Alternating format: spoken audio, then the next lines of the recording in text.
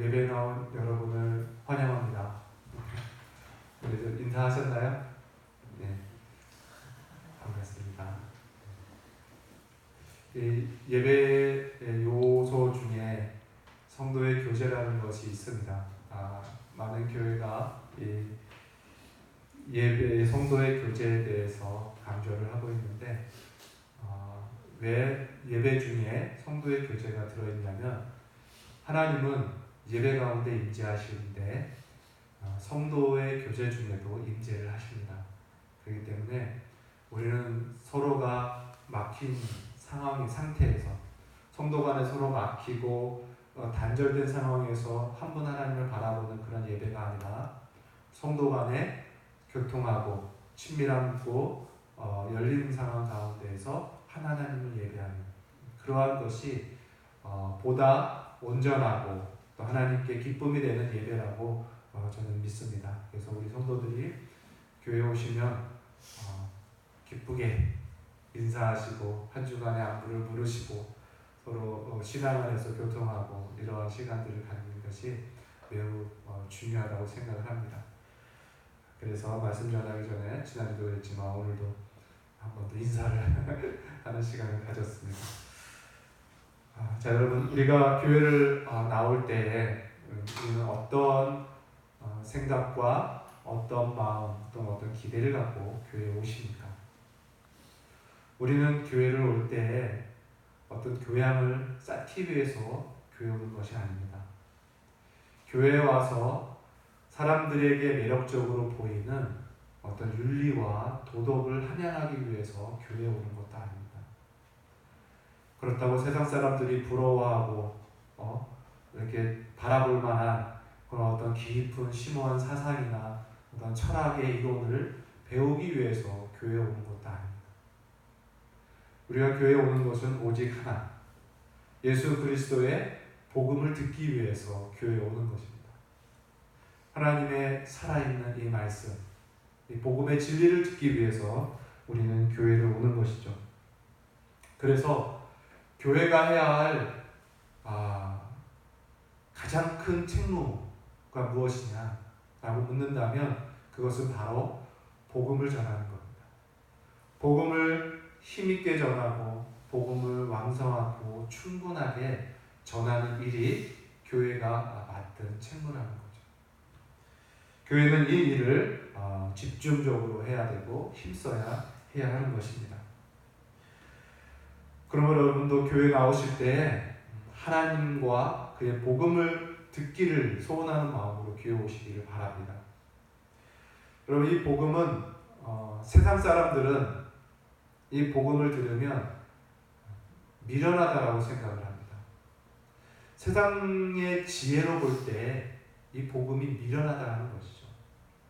왜냐하면 교회에서 선포하는 복음의 말씀은 예수의 죽음과 부활 이것을 전하기 때문에 세상의 지혜로 볼 때 죽음이라는 것만큼 미련한 것은 없는 거죠.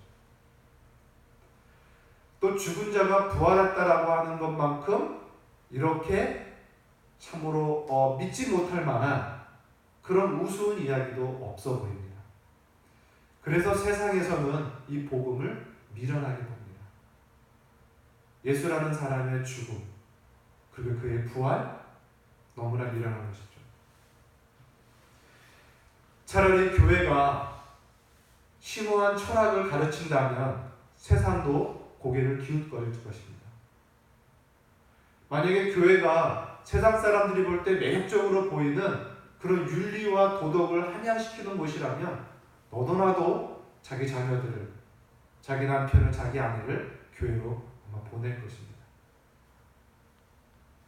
그러나 교회는 그러한 곳이 아니라 오직 예수라는 그 한 사람의 죽음을 전하고 그 한 사람의 부활을 전하기 때문에 세상은 교회에 관심이 없는 거예요. 미련하다고 비난하고 조롱을 하는 것입니다. 그러나 그 세상이 미련하다고 하는 그 복음을 듣고 믿는 자는, 그 복음을 믿는 자는 구원을 받는 하나님의 능력을 경험합니다. 그래서 세상이 미련하다고 하는 그 복음이 믿는 자에게 하나님의 구원이 됩니다. 하나님의 능력이 됩니다. 그래서 교회는 이 복음을 존귀하게 여기고 전하는 거예요. 그리고 복음을 들으면 들을수록, 이 예수의 죽으심과 부활을 들으면 들을수록 그들은 믿음이 더 견고해집니다. 복음은 믿음을 낳고 그 낳은 믿음을 더 견고하고 튼튼하고 성장시키는 그런 능력이 복음 안에 있습니다. 저와 여러분이 교회 나올 때 이 예수 그리스도의 죽으심과 부활에 담겨있는 이 복음의 진리를 사모하는 마음으로 나오시기를 바랍니다. 이것이 어떠한 지혜가 있고 능력이 있는지를 이제 우리가 말씀을 통해서 알게 될 것입니다. 분명히 세상 사람들이 볼 때 미련해 보이고 참으로 사모할 것 없는 그러한 복음이 믿는 자에게는 구원을 주는 능력이 되고, 그렇게 복음을 믿고 구원을 받은 신자에게는 이제 그 복음이, 세상이 볼 땐 단순해 보이는 그 복음 안에 하나님의 무궁무진한 지혜와 지식이 들어있음을 이제 신자들은 경험하게 됩니다. 그래서 이 복음 안에는요, 우리를 구원할 뿐만 아니라 세상이 흉내낼 수 없는, 세상에서 찾아볼 수 없는 심오한 지혜가 들어있습니다. 그리고 놀라운 지식이 있습니다. 우리의 삶을 변화시킬 수 있는 강력한 힘이 있습니다. 우리의 언행을 바꾸고 우리의 가치관을 바꾸고 우리의 삶의 행실을 바꾸는 놀라운 힘이 그 복음 안에 있습니다. 그 진리 안에 있습니다. 교회는 그 진리로 풍성하고 그 복음의 진리로 말미암아 성도들을 행복해하는 것이죠. 저와 여러분이 모두가 복음에 관심을 갖는 성도가 되기를 바랍니다. 오늘 사도가 바울 사도께서 로마에 가서 그 로마 교인들을 견고하게 세워주고 싶은 마음이 있습니다. 그래서 내가 너에게 보기를 간절히 원하는 것은 너희를 견고하게 해주고 싶다. 그런데 나에게 있는 어떤 신령한 은사를 너희에게 나누어 주어 너희를 견고하게 해주고 싶다. 이렇게 이야기를 하고 있습니다. 여기서 말하는 이 견고하게 해준다라는 말은요, 말 그대로 흔들리지 않는 튼튼한 확고한 이런 의미가 있습니다. 내가 너희들을 흔들리지 않고 확고한 신자가 되게 만들어주고 싶다. 이런 뜻입니다. 그런데 그 방법이 뭐냐? 나에게 있는 어떤 신령한 은사를 너희에게 나누어 주어서 그렇게 하고 싶다라는 거예요. 그러면 사도 바울이 지금 나누어 주고 싶은 이 신령한 은사가 무엇인가? 그것을 우리는 알아야겠죠. 많은 사람들이 이 바울이 가지고 있는, 또 바울이 로마 교인들에게 나누어 주고 싶은 이 신령한 은사가 무엇인가를 많이 해석을 합니다. 그 해석들이 단순한 추측이 아니라 당연히 성경을 기반으로 해석을 해 나가는 것이죠. 특별히 바울의 행적을 보면서 그 해석들을 했었습니다. 하나는 무엇이냐면 사도행전 19장에 보면은 바울이 에베소 지역에 이렇게 들어갑니다. 복음을 전하러 들어갑니다. 그리고 거기서 복음을 전하면서 이미 예수 그리스도의 말씀을 들었던 제자들을 만납니다. 사도 바울이 말씀을 전하면서 그 제자들의 얼굴을 볼 때 저들이 말씀을 듣고 기뻐하긴 하나 저들에게 성령이 오시지 않은 것 같은 것을 발견합니다. 그래서 그들을 따로 불러서 묻습니다. 너희들 성령 세례를 아느냐? 그러니 제자들이 말합니다. 우리는 성령이라는 말을 들어보지도 못했습니다. 우리는 세례, 요한의 세례, 요한의 세례만 알고 있습니다. 이렇게 말을 하죠. 그래서 바울이 따로 그들을 불러서 다시 예수 그리스도의 십자가의 구속과 부활의 은혜를 증거한 후에 그 이후에 성령의 강림하심을 전하고 안수하여 성령을 받게 합니다. 그것이 사도행전에 기록이 되어 있습니다. 그래서 어떤 분들은 사도 바울이 지금 로마에 가서 로마 성도들에게 나눠주고 싶은 이 신령한 은사가 바로 성령이 임하게 하시는 성령의 세례가 나타나게 하는 또 그런 은혜가 아닌가, 그런 사역을 하기 위해서 가려는 것은 아닌가라고 해석을 하는 것이죠. 그러나 그 해석에 약간 문제가 있는 것이 뭐냐면 이 로마 교인들은 이미 믿음이 소문이 나 있는 그런 성도들입니다. 한마디로 예수를 이미 믿고 성령으로 거듭난 신자들이라는 거죠. 그래서 그 교회의 어려움과 곤란과 핍박 중에도 믿음을 지켜가고 있는 그런 신자들이었고 그 믿음이 소문이 날 정도였다라는 거죠.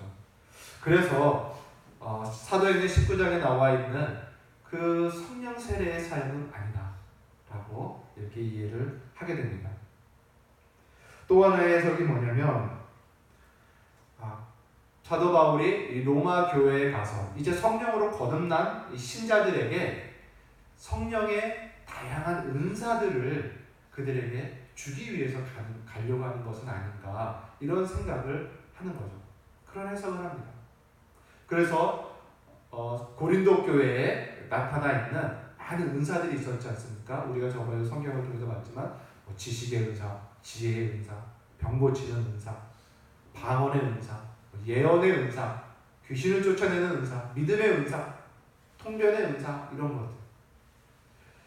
이런 은사들을 그 교회에 주어서 그 교회를 튼튼하게 하고자 하는 것이 아닌가라는 해석을 하는 거죠. 그런데 이 해석 또한 우리가 받을 수 없는 것이 뭐냐면 방금 말한 그 고린도 교회를 한번 생각해 보죠. 초대교회 가운데 성경에 기록된 교회들 가운데 은사가 가장 많이 나타난 교회가 바로 고린도 교회였습니다. 고린도 교회는 참 다양하고 많은 은사들이 있었습니다. 아까 말한 그런 은사들이 많았어요. 특별히 예언의 은사가 강했고 능력을 행하는 은사들이 많이 강했던 것 같고 통변의 은사, 방언의 은사가 매우 강했던 것 같습니다. 그런데 그렇게 많은 은사가 있었던 교회지만 그 교회는 성경에 나와 있는 교회들 중에 가장 문제가 많은 교회였었어요. 교회 안에 음행이 있었어요. 근친상간이 있었습니다. 교회 안에서. 근데 그 문제를 해결을 하지 못하는 교회였었어요. 또 성도들 간에 고소고발을 합니다. 세상 법정에 가서 성도들 간에 고소와 고발을 하는 거예요. 그런 다툼이 일어나는 교회. 시기와 분쟁이 매우 컸던 교회. 당파가 있었습니다. 나는 무슨 파, 나는 베드로파, 나는 바울파, 나는 야고보파, 심지어 나는 예수파, 이러면서 교회 안에 다양한 파들이 나눠지는 그런 교회. 그러면서도 은사가 왕성했다라고 자부하고 있는 그런 교회였습니다. 사도 바울은 그 교회를 하면서 편지를 쓰면서 너에게 참 은사가 많으나 너희는 너무나 견고하지 못하는구나, 이렇게 지적합니다. 즉 많은 은사가 있다고 해서 교회를 견고하게 해주는 것은 아니라는 거예요. 오히려 은사가 많았는데 도리어 더 문제가 많고 문제들을 해석할 만한 능력이 없는 아주 미숙한 그런 교회였다라는 거죠. 그래서 바울이 로마 교회에 가려는 그 목적이 성도들을 견고케 하기 위한 것이라면 그 어떤 은사라, 나눠주고 싶은 어떤 은사라는 것은 그러한 은사가 다양한 성령에 나타나는 그런 은사가 아닐 것이다 라고 우리는 판단을 하는 것입니다. 자, 그러면 성령의 세례도 아니고 그런 성령에 나타나는 다양한 은사들도 아니라면 바울이 로마에 가서 그 성도들을 견고하게 해주기 위해서 나누어주고 싶은 그 은사라는 것이 뭐냐, 그 신령한 은사라는 것이 도대체 무엇일까라는 것. 그 은사는 바로 로마서의 주제라 할 수 있는 바로 복음입니다. 바울이 로마 교회에 나누어주고 싶은 신령한 은사는 다른 것이 아니라 로마서의 주제가 되는 복음입니다. 로마에 가서 나는 너에게 복음을 나누어주고 싶다 이렇게 이야기합니다. 이 복음이 너희들을 흔들리지 않는 믿음을, 견고한 신앙을 만들어줄 수 있는 힘이 된다 라고 사도 바울은 확신하며 이야기를 하고 있는 것입니다. 그래서 여러분 여기서 정리를 한다면 복음은 결코 단순한 몇 줄로 되어진 글이 아니라는 겁니다. 복음은 단순한 글이 아닙니다. 복음은 살아계신 하나님과 그의 아들의 죽으심과 부활의 증거지만 그 안에, 그 복음 안에는 무궁무진한 진리들이 들어있어요. 그의 죽으심과 부활의 의미가 무궁무진한 지혜를 담고 있다는 것입니다. 바울은 로마 교인들에게 이 복음과 그 복음 안에 들어있는 그 무수한 진리들을 로마 교인들에게 가르쳐주고 싶은 거예요. 너희가 이 복음과 그 복음 안에 있는 진리들을 알면 알수록 더 풍성하게 가지고 가질 수 있도록 너희들은 흔들리지 않는 신자가 될 거다. 바울은 확신하는 것입니다. 그리고 다른 이방인 교회와 같이 너희들에게서 열매를 내가 얻을 수 있을 것이다. 이런 이야기를 하고 있는 것입니다. 여러분, 로마 교회가 하나님을 몰랐던 것은 아닙니다. 예수 그리스도라는 이름을 몰랐던 것도 아닙니다. 성령이라는 이름을 몰랐던 것도 아닐 것입니다. 이미 구원을 받았고 믿음이 소문이 날 정도니까요. 그들도 나름대로 복음이 무엇인지 안다라고 여겼던 신자들일 것입니다. 그런 교회였을 것입니다. 그런데 바울은 거길 가고 싶은 거예요. 다시가 아니라 반드시 가고 싶은 겁니다. 가서 복음을 풍성하게 가르쳐주고 싶은 겁니다. 그 복음 안에 들어있는 무수한 진리들, 그 진리로 그들이 견고해질 것을 바라보면서 바울은 가고 싶었던 것입니다.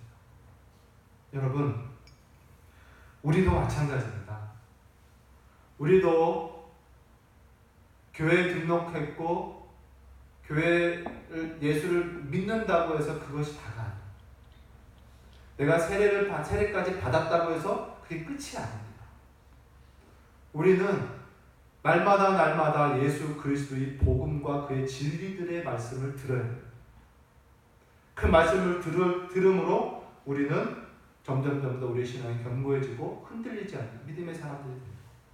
여러분, 하나님은 보이지 않지만 보이지 않는 또 하나의 실체가 있는데 바로 사단입니다. 사탄은 우리를 호시탐탐 노리면서 우리를 신앙에서 넘어뜨리려고 온갖 유혹을 다 하는 존재입니다.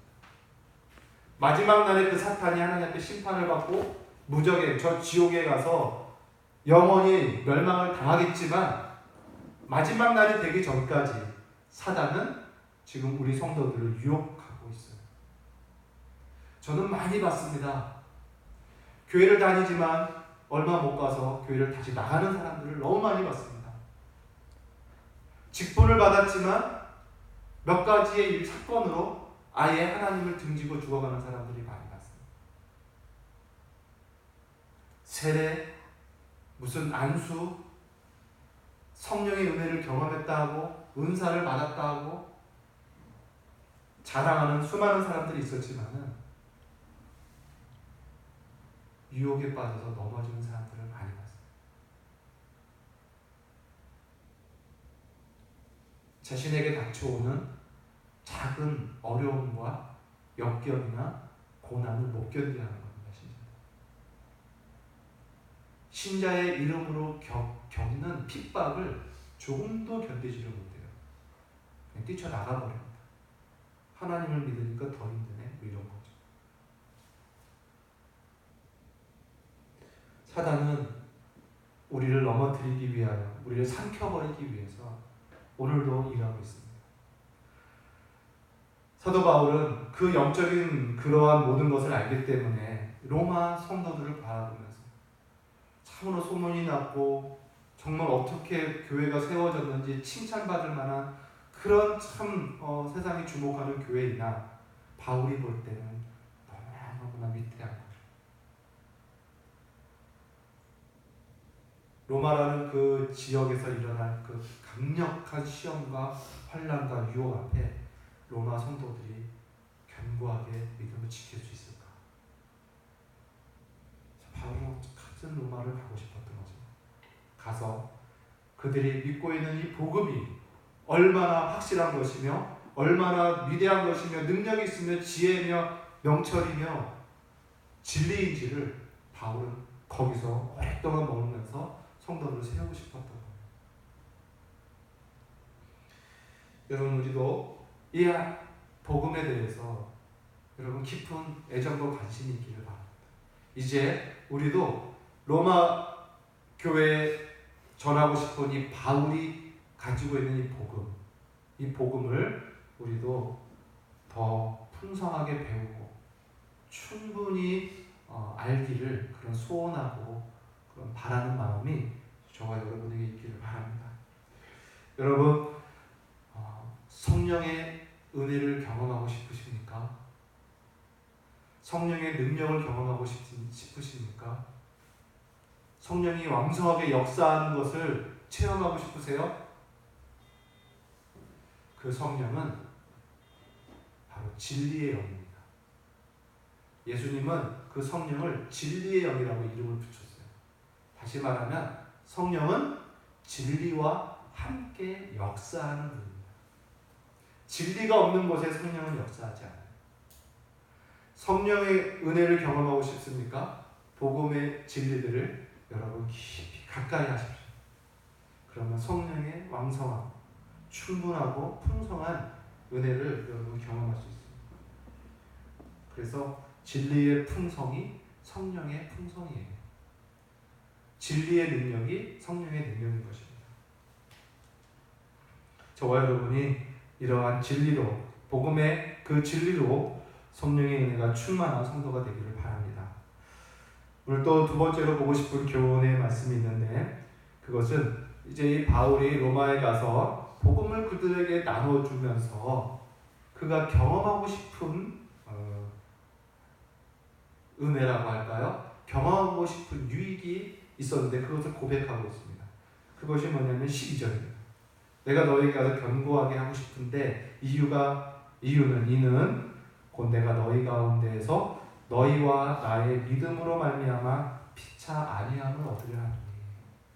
내가 로마에 가고 싶은 이유가 너희들 이 복음으로 너희를 견고하게 세워주고 싶은 것인데, 그러나 또한 그 일로, 그 사역으로 인하여 나와 너희 사이에 서로 피차 간의 위로와 용기를 받기를 원한다. 이렇게 말합니다. 여기서 피차 아니함을 얻으려 함이라는 것은 서로 위로를 받고 서로 용기를 얻기 위함이다라는 뜻입니다. 여러분, 이 말씀 안에서 중요하고 참 유익한 교훈이 들어있습니다. 언뜻 볼 때 이 편지를 받는 로마 성도들이 볼 때 바울이 와서 우리에게 어떤 신령한 은사를 나누어줘서 우리를 견고하게 해준대. 바울 대단하고 위대하신 분이다. 이렇게 생각을 합니다. 그러니까 자연스럽게 바울을 로마 성도들보다 위에 있는 분으로 자연스럽게 여기게 될 겁니다. 마치 선생이 제자를 대하듯 그러한 의식을 가질 수 있는 거죠. 가진 자와 없는 자의 그런 관계, 이러한 느낌을 가질 수 있었을 것입니다. 그러나 바울은 알았어요.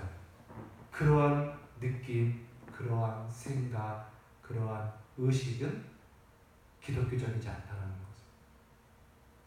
그래서 바울은 물론 거짓말을 하는 건 아니지만 실상을 여기서 다시 고백합니다. 내가 너희에게 가서 그러한 사역을 하지만 이 사역은 결국 가진 자가 없는 자를 향하여 선생이 제자를 대하듯 높은 자가 낮은 자를 대하듯 하는 것이 아니라 너희와 내가 동등하게 서로 위로와 용기를 얻기 위하여 하는 사역이다 라고 고백합니다. 이것이 기독교의 사상입니다.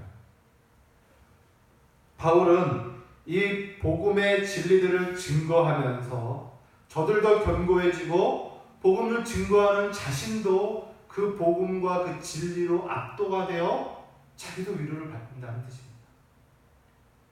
자기도 복음을 전하면서 용기를 얻는 겁니다. 그래서 나는 너희에게 가서 너희도 견고해지고 나도 위로와 용기를 얻고 싶다라는 거예요. 여러분, 성도의 교제가 이런 것입니다. 우리가 성도의 교제에 대해서 많이 배웠는데 성도의 교제가 바로 이런 거예요. 성도의 교제는 서로 피차 안위함을 얻게 하는 은혜를 줍니다. 서로 위로를 주고 서로 용기를 갖게 해주는 것이 성도의 교제입니다. 성도의 교통이죠. 그런데 중요한 원리가 있습니다. 오늘 말씀처럼 이 성도의 교제란 단순히 육체의 교제가 아니라 육신적으로 만나서 먹고 마시고 즐겁게 이야기하는 그러한 것이 아니라 복음과 그의 진리들을 나눔으로 하는, 서로 나누면서 하는 교제, 그 교제로만이 위로를 얻고 서로 용기를 얻을 수 있다는 거예요. 그래서 성도의 교제란 무엇이냐? 단순한 육체의 만남이 아니라 하나님의 말씀, 진리의 말씀을 중심으로 하는 것이 성도의 교제입니다. 말씀을 서로 나누는 거예요. 꼭 성경책을 피고 읽고 하지 아니할지라도 우리의 대화 속에, 우리의 만남 가운데 진리의 이야기들이 되어지고 말씀의 적용하는 과정을 이야기하고 말씀을 지키려는 과정의 어려움과 또 시련을 또 서로 이야기하면서 위로를 얻고 말씀을 순종하려고 했더니 이런 어려움이 있었다. 그러나 반드시 나는 끝까지 지켰더라. 이런 이야기를 서로 나누면서 격려와 위로를 받는 거죠. 또 연약한 자들에게 다시 용기를 주고 할 수 있어. 지금은 넘어졌지만 내일은 일어설 수 있을 거야. 이렇게 하나님의 말씀을 중심으로 하는 교제가 올바른 성도의 교제라는 거죠. 저와 여러분도 이렇게 말씀을 중심으로 교통하고 교제하는 그런 은혜가 있기를 바랍니다. 우리 교회가 그걸 지금 하고 있을까요? 말씀을 중심으로 성도가 서로 교제하고 있을까요? 하고 있습니다. 성경 공부가 바로 그겁니다. 성경 공부, 우리가 금요일마다 하기도 하고 주일 예배 후에 하는 주일 성경 공부도 마찬가지예요. 우리가 만나서 이야기하는 것이 말씀을 중심으로 하는 대화, 그리고 나의 문제를 꺼지고 끝내는 것, 그 문제 앞에서 나의 모습을 같이 나누는 이런 모든 것들이 성도의 교제죠. 우리 교회가 이렇게 말씀을 중심으로 복음의 진리를 중심으로 교제하는 그런 은혜로운 성도의 교제가 풍성하기를 바랍니다. 이제 마지막으로 14절의 말씀을 보고 싶습니다. 바울이 지금 로마의 너희들에게 가서 열매 맺는 성도를 만들고 싶다라고까지 얘기를 한 후에 내가 헬라인이나 야만인이나 지혜 있는 자나 어리석은 자에게 다 내가 빚진 자라 이렇게 고백을 해요. 그럼 여기서 빚진 자라는 것이 무슨 의미입니까? 빚진 자? 말 그대로 채무자니까 채무자. 그러니까 바울은 지금 헬라인이나 야만인이나 여기서 말하는 헬라인을 다른 말로 의역을 한다, 다른 말로 해석을 한다면 문명인을 말하는 문명. 헬라 문화가 엄청났잖아요. 그러니까 헬라 문화를 가진 문명인이나 야만인이나 미개한 야만인이나 지식이 있는 지혜로운 자나 지식 없는 어리석은 자나 다 내가 빚진 자다 이렇게 고백을 해요. 다 내가 그들에게 채무를 갖고 있다라는. 여기서 말하는 이 채무가 뭘까요? 돈, 물건은 아닐 것입니다. 여기서 말한 채무는 바울이 비친 것은 돈도 물건도 아닌 바로 복음의 빛이에요. 복음을 빚진 자로 이야기를 하고 있는 것입니다. 많은 사람들이 바울이 지금 이 말한 이 복음의 빚진 자의 이 마음, 헬라인이나 야만인이나 지혜 있는 자나 어리석은 자 앞에서 복음의 빚진 자의 마음을 가진 그 모습을 보면서 사람들은 바울은 사명자가 아니냐, 예수님께서 바울을 이방인의 사도로 부른 사명을 주셨기 때문에 사명을 받은 자로서 당연히 그 사명을 감당해야 할 그런 책무, 그런 의무, 그래서 그런 빚진 자의 마음이 있는 것은 당연한 거 아니냐라고 이야기를 하는 거죠. 즉 한마디로 바울의 사명감을 이 복음의 빚진 마음으로 이해를 한다는 것입니다. 그러나 한번 생각해 보죠. 바울은 예수님으로부터 이방인의 사도라는 그런 부름과 소명이 만약에 없었더라도, 그런 사명을 받지 않았다 할지라도 바울은 자신이 깨달은 그 복음과 그 복음 안에 있는 진리의 그 능력과 그 지혜를 깨달았다면 바울은 그 복음을 아는 자로서, 진리들의 풍성한 은혜들을 아는 자로서 아마 복음을 모르는 자 앞에서 빚진 자의 마음을 가졌을 것입니다. 이것이 복음을 가진 자의 마음이라는 거죠. 세상의 문명을 경험하면서 경험하면서 살아가는 한 사람이 우연히 미개인을 만났다고 생각해 봅시다. 우연히 저 무인도 같은 데 떨어졌다고 생각해 봅시다. 자신이 경험하는 그 아주 화려한 문명을 경험한 사람. 그러면 그 섬에 가서 미개인들을 보면서 어떤 마음이 들까요? 자신이 알고 있는 문명을 가르쳐주고 싶은 마음이 들 겁니다. 마치 그 문명의 빚진 자처럼. 돈이 있는 사람, 큰 부자가 길을 걷어가다가 가난한 사람을 만났습니다. 그 가난한 사람의 비참함을 보면서 드는 마음은 무엇일까요? 자신이 누리고 있는 이 부가 괜히 빚진 자의 마음을 갖는 거예요. 저 가난한 자 앞에서. 그래서 자신의 부를 나누고 싶은 마음이 드는 거죠.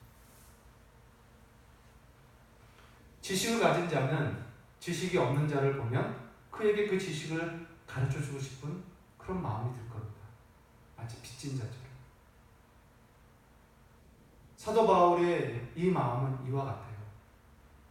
사명감이 아니더라도 하나님을 만나고 그의 복음의 능력으로 구원을 받았고 그 복음 안에 있는 무수한 진리들과 그 지혜와 그 능력들을 경험한 사람으로서 복음에 대해서 모르는 사람을 보면 당연히 가르쳐주고 싶은 그 빚진 마음이 드는 거예요. 그래서 바울은 누구든지 헬라인이든 야만이든 난 누구든 세상 모든 사람들에게 복음의 빚진 자와 같다 라고 하면서 그는 어떻게 하든 복음을 가르치고 전하고 믿게 하고 또 믿는 자는 그 진리 안에서 견고하게 세워주고자 하는 그러한 간절한 열망이 항상 있는 사람이었다는 거죠.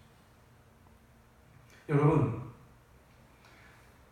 이러한 마음, 빚진 자의 마음이 사도에게만 있는 것일까요? 목사나 어떤 선교사 이런 소명을 받은 사람들에게만 요구되어지는 그런 빚진 자의 마음입니까? 그럴 수 없어요.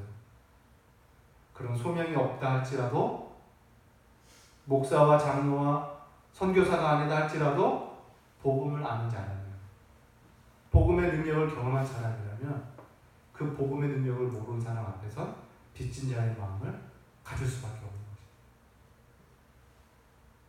그리고 그 복음의 진리의 그 지혜와 그 능력들과 풍성한 그 아름다움을 맛본 사람들은, 지식을 가지고 있는 사람들은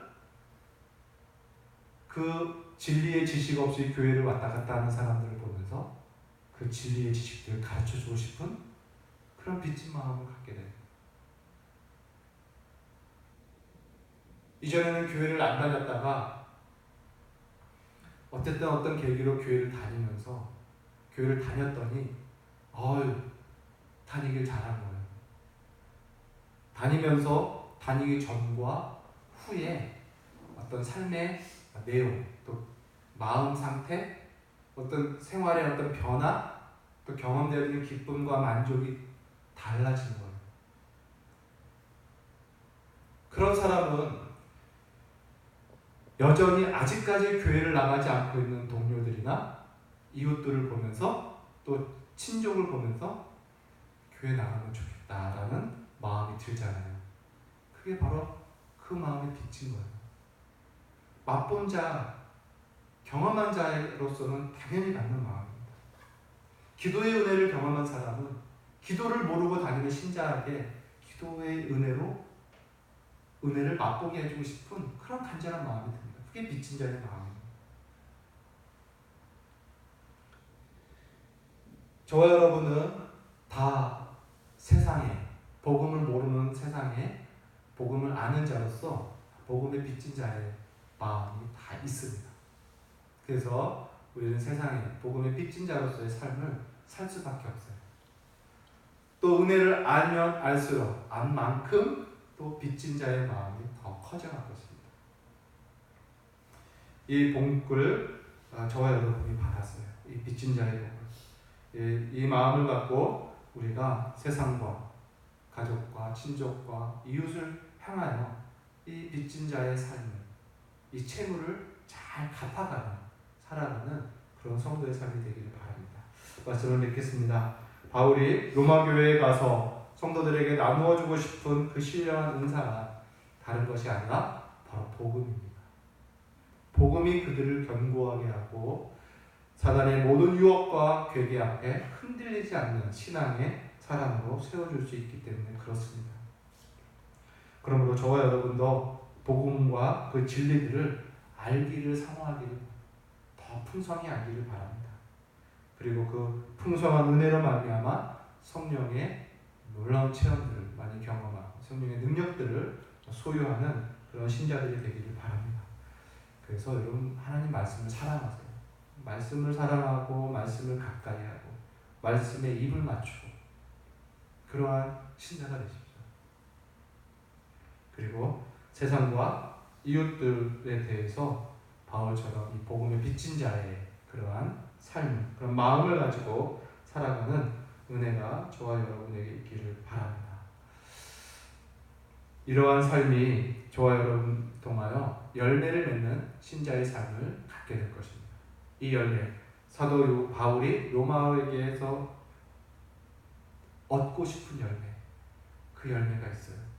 복음을 통하여 그들이 성장하면 나타낼 수 있는 열매가 있다는 것입니다. 그 열매는 바로 어떠한 핍박과 고난 중에도 믿음과 소망으로 인내할 수 있는 그런 인내의 열매가 그들에게 있을 것이고, 서로 사랑하고 돌보는 사랑의 열매가 있을 거고, 가난한 자와 약한 자를 보면 섬기고 싶은 그런 긍휼의 열매가 있을 거고, 복음을 전하고 싶은 그런 선교의 열매가 있을 거고, 더 하나님께 자신을 드리고자 하는 헌신의 열매가 있을 것입니다. 이러한 열매를 사도 바울은 원했던 거예요. 찾아내기를 원했던 것입니다. 오늘 본문 말씀과 오늘 설교 말씀을 통해서 저와 여러분이 하나님의 이 복음과 그 진리들을 사모하고 그 안에서 저와 여러분들 견고해지고 이러한 많은 열매들을 나타내며 세상을 향해서 복음의 빚진 자로서 신앙생활을 하는 그런 은혜가 저와 여러분에게 충분히 있기를 주의 이름으로 기도합니다. 기도하겠습니다.